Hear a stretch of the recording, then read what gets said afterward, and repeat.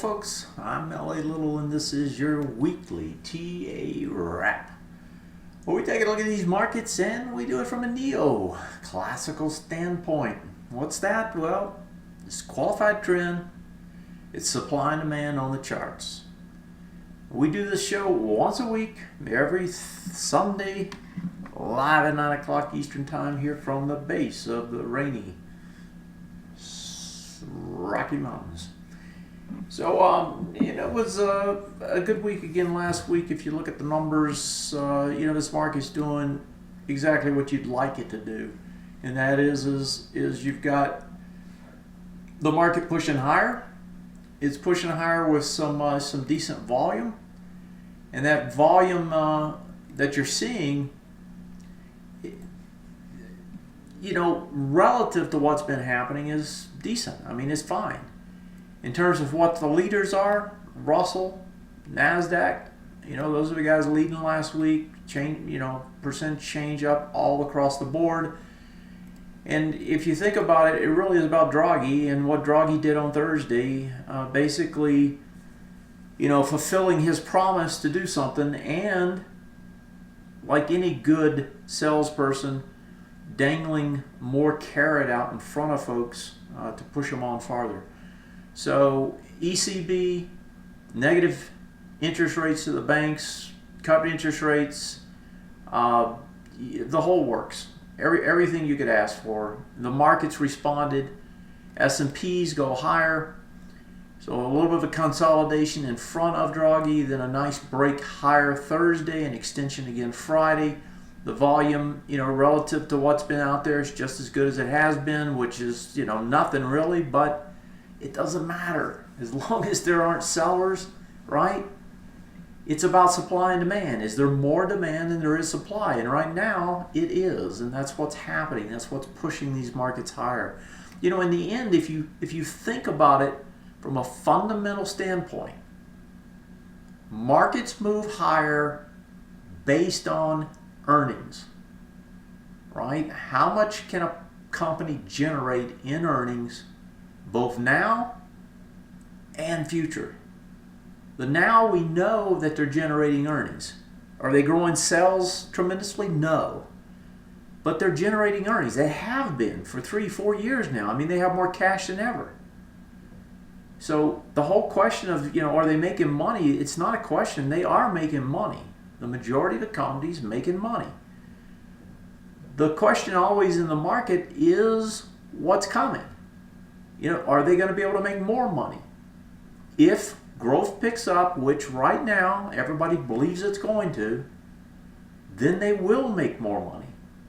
And that's what allows markets to move higher. And this one in particular has been moving higher for a very long time. If we pull the monthly chart up, I mean, this has been a non-stop ride pretty much since 2011, that August, September 2011.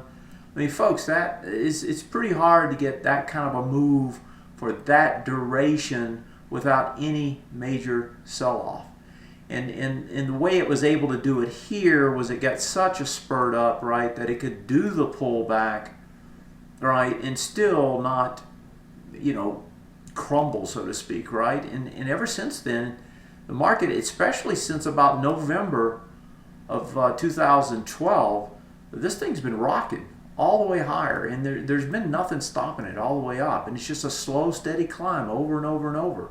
Enough to drive you crazy if you don't believe in it, because it simply keeps pushing higher. That's the monthly, the weekly here. Volume's okay, heading up. You come out of a consolidation period, and I'm using the S&P, but you can look at any of them, right? They come out of a consolidation period, and now you're pressing up to another high, potentially up here. If you look at the monthly, the chart on the ABCD structure, that gap points up to about, I think it was about 1960 or so. So you got an ABCD structure in place that's pushing up to about 1960. It's almost there. Closed at 49. We're close. We're very close. 1949. So we're 10 points away. So ABCD structure is trying to complete. If we look at the other indexes, and we'll take the other opposite case, which is the Russell, which has been the weakest one. If we look at the Russell is actually showing us an ABCD structure as well. If we take the conservative one, which is what we do here, that conservative one moves us up into the bottom of, guess what, a resistance zone. It's kind of amazing how they all end up in the same spots. But that is the setup. This thing's trying to push higher. You can see multiple zones of support, multiple zones of resistance as this thing moves higher. So it's going to try to get into that area, and then we'll see if it's going to extend farther, if it's going to get a pullback. I suspect if you look at this week, you get some pullback somewhere this week, and then the question is, how deep will it be? What will the buyers do? Will they come rushing back in and buy it again? In other words, set up some other ABCD structure on the way up? Or will you get a deeper pullback? Will it actually come back into the lower range, where it emanated from? So that's kind of the real question. What kind of a pullback will set up when this thing finally does pull back? But right now, if you're looking on the weekly, if you're looking on the daily, these are pretty good charts. I mean, they're starting to do exactly what you'd want them to do.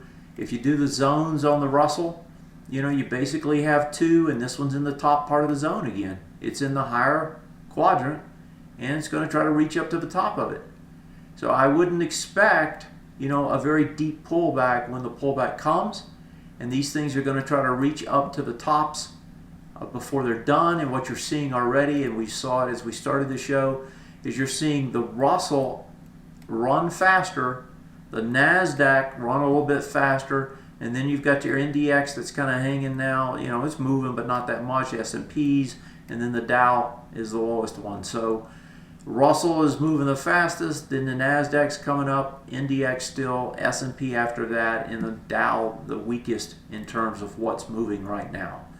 And that's rotation. It's simply rotation. What are people doing? They're chasing performance. It's end of the quarter, they're chasing performance. They're moving their money over to something that will move bigger and faster.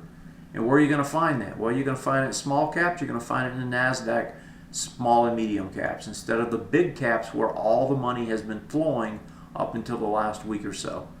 So in a nutshell, that's what's happening. Now, if you look at the sectors are doing the same thing. If I go over and pop in and, I'll pull up some of the major sectors here on the weekly. We can start with the two strongest ones, the ones that have been moving everything, which is the IYT. That thing just keeps legging higher. It's finished off its ABCD structure again on the weekly. If you look at the XLK, which is the other one, that one also legging higher, and that one also coming, has already finished up its ABCD structure now on the weekly. So you got a 33.92 if you want to do the numbers. It looks like, let me see what this low is. And so it's 33.92. The most conservative one is about almost 270. Take 270 onto this, 37.80. Where are we at? 38. So you can see ABCD structures, and I'll just draw it in what I was just doing. The ABCD structures, right, they're pressing and they're pressing up and they're finishing up. Now, if you do what most people do, they would probably take that one and then back down to here and then back up, and they'd have one up a little bit higher. But I take the most conservative because I'm always wanting to see, if you're going to invest in the market, you should take conservative numbers on the upside. You should take the worst numbers on the downside in terms of whatever your trade is, right? That way, you're taking the worst case, which is what you should be doing if you're going to put money at risk. And that's the reason I do what I do and how I do it. So, sector-wise, honestly, there's nothing wrong with any of these. I went through all these this weekend. Every one of them doing the same thing. They're all pushing up. You got some of them like the XLV here coming up against the highs now. This thing's going to try to pop the top. 60.50 is coming up there. 60.41 closes at 60.16. Absolutely no volume here. Hey, doesn't matter, does it? As long as they can drive it, they drive it, and that's what's been happening. And it's even more apparent when you get over here. You see what kind of volume came on the way down, and you see what's driving it back up. But folks, volume only matters at key price points, and then what matters is what does it do. And if you look, this is a great example. If you look at the XLV, right, when this thing came back up, there's a breakdown here, a test, tries to retest and regenerate here, is unable to, falls lower, then it starts back up. What does it do? Well, the first area that's going to be serious resistance is where it was. Gets up there, it tests it, can't get over it, right? Volume's not there. What does it do? Comes back, does it again. Volume is still not there. Tries it again, volume is still not there. What is it doing? It's slowly eating away that supply that's sitting at that zone. And it eventually breaks through it. Right? And at that point, now you've got enough momentum and you got the rest of the market moving. It doesn't even care about these. The folks that wanted to sell, that bought this candle or bought that candle, they sold it out down here. They're not up there anymore. And that's why this thing can push higher. It's supply and demand. And it happens over and over and over. All right, let's go. Let's pop over to the ox markets and just talk quickly about a couple things. Everybody always wants to get on the gold bandwagon, and when I look at gold, gold's just down here. It's really trying hard to turn right now and come back up, but then it's going to hit a retest regen zone. It's after 6 bars. It's probably going to have problems right at the bottom of that zone. There's a big bar here on the breakdown, and then this big bar over here, the wide price spread bar. I suspect that's going to be very hard to get over. So gold, to me, yeah, I can bounce up here, but after that, I don't know that it's going to do much more than that. That's going to be kind of tough to do anything more than that. Silver looks the same way. And the other thing that we've watched for a while is the bonds. The bonds have come up. Here's the daily chart. You can see they bounced on Friday and then gave it up. If I pull it over and look at the weekly, the reason for the give up is what they're going into. Remember how we just looked at XLV? Well, anybody that bought this little zone here with these 3 bars, thinking that they got a bottom and then the bottom fell out of it, they've been underwater all this time. What are they going to do when it gets back up there? Well, if I were them, I would probably sell. Everybody wants to break even, right? Or cut their losses. So they wait and they keep their money for a year, losing. Eventually they're able to sell and they're so happy. What does that do? Puts pressure, thing comes back, probably comes back and tests the zone, gets another push forward. The reason for looking at TLT really wasn't that though, is we can expect some sort of a retrace still to play out over the next few days and weeks. And then at that point we'll find out if it wants to shoot back up there and try to break this down or not. I suspect it's going to take that long though. It's a huge supply zone up there. So it's going to take a little while, and you're not hitting it with enough volume. It's going to take 2 or 3 tries to get through it. Foreign markets, overseas markets. Let's look at the only 2 I want to point out, and I'll pop into my world markets here, and we'll look at it on the weekly, is Hong Kong and China still. The rest of the markets are at highs or making new highs. The one thing to point out here, this is a weekly, is that these markets still can't make highs. And, you know, I don't want to belabor this other than to say, you know, it's an issue. It's an issue in these markets. And the issue is that, you know, China is a big part of the world markets. And if China can't get over these swing point highs and make another ABCD and actually break out of this area, and it was trying Friday and failed, and this is the Hang Seng actually, this is the Hong Kong market, you know, if it can't, then it's going to stay in this range. And that's going to some degree, is going to constrain other markets at some point. Now, right now, the euphoria in what the ECB has done probably doesn't matter until the end of the month, given that it comes with performance anxiety and everything. But these things will reassert themselves if we can't break out and make new highs. And the reason for belaboring the point is if you look at the monthly chart, you know, this is a key area. China hasn't been able to go anywhere for 5 years. Right? This is a long time it's been struggling. You know, the rest of the markets way over their highs. These markets, they're still under them. They're still struggling at those levels, at the highs of the last 5 years.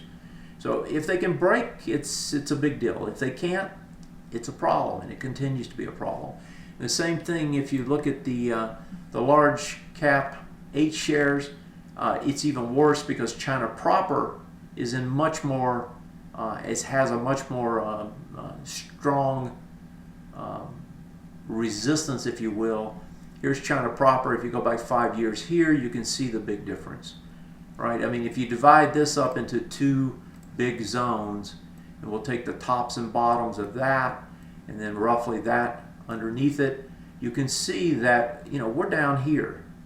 That's another 2,000, 3,000, what is that, 3,400 points to get up there?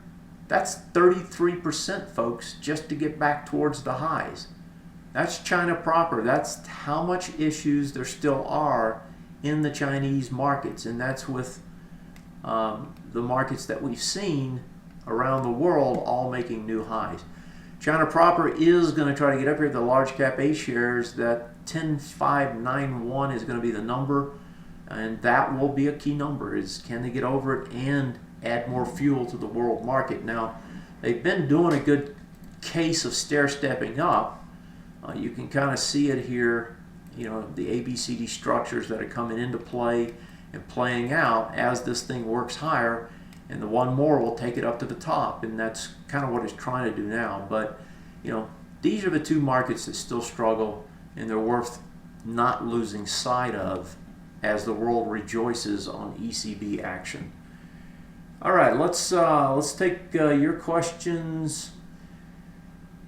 I got one that was sent to me. Let me take that one first so I don't forget it. Then I'll come over and grab the ones on the boards.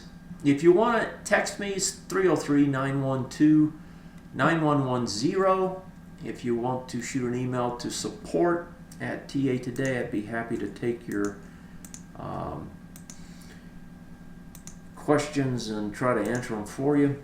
So let's see what we got here. All right, so the question was pay, P-A-Y. This is, let's see what this is. Verifone. Okay, so Verifone, big volume breakout. Wow. A lot of swing point highs taken out here. A lot of swing point highs. Let's see what the weekly taking a high out as well, and monthly. Oh, that's interesting. So the monthly is actually getting over the breakdown bar, 35.56. Yeah.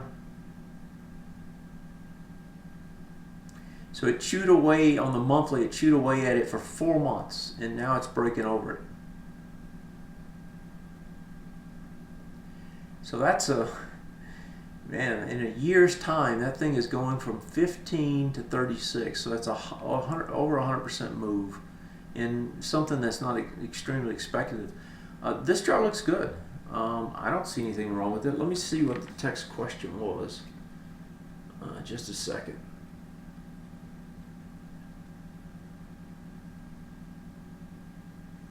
I just want to know if it looks good.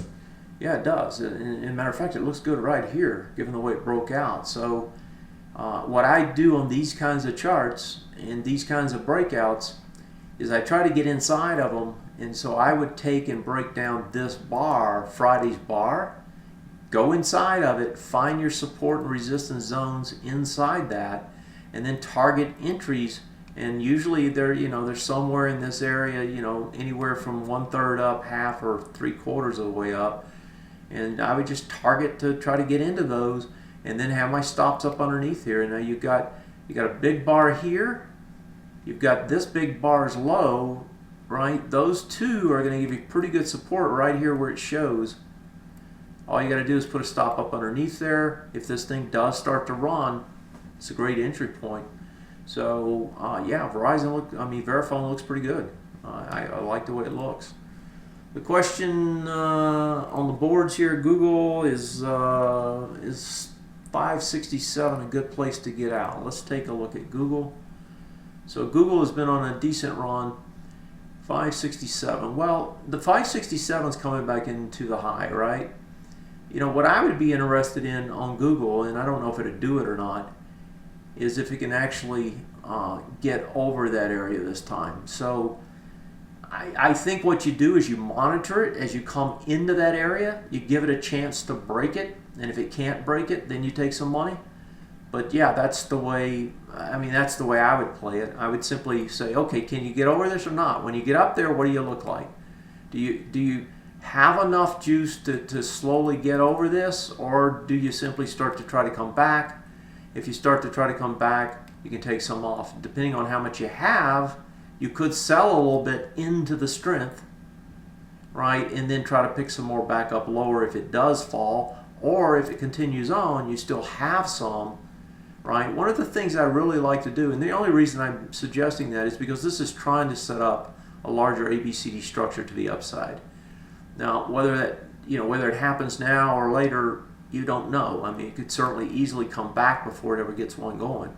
So I would simply measure it as it comes in there. Maybe take a little off if you have, a decent amount. If you don't, then monitor it. And if it looks like it's going to fail, just take your money. You won't get quite as much, but at least you give yourself a chance to get something even more. That's the way it looks to me. All right, so this week, economics, there's not a lot of data. There is data overseas. You got Japan, some GDP numbers. There's some industrial numbers in countries, CPIs, PPIs, some retail sales, but not a lot of data per se domestically. So when you see a dearth of data and you've already had a good run, that's the sort of time that you can see some sort of a retrace develop. So this week I wouldn't be surprised to see something like that happen, but I wouldn't be expecting anything huge this week, probably on the upside or the downside, just some drifty type stuff. Okay, well, I'm going to make it a short one tonight, leave it at that. I appreciate you being there. Tell a friend, tell two. I'm LA. This is, and it was, your daily weekly TA wrap. Have yourself a great night. Take care, and until next time, I'll see you then. Good night, everybody.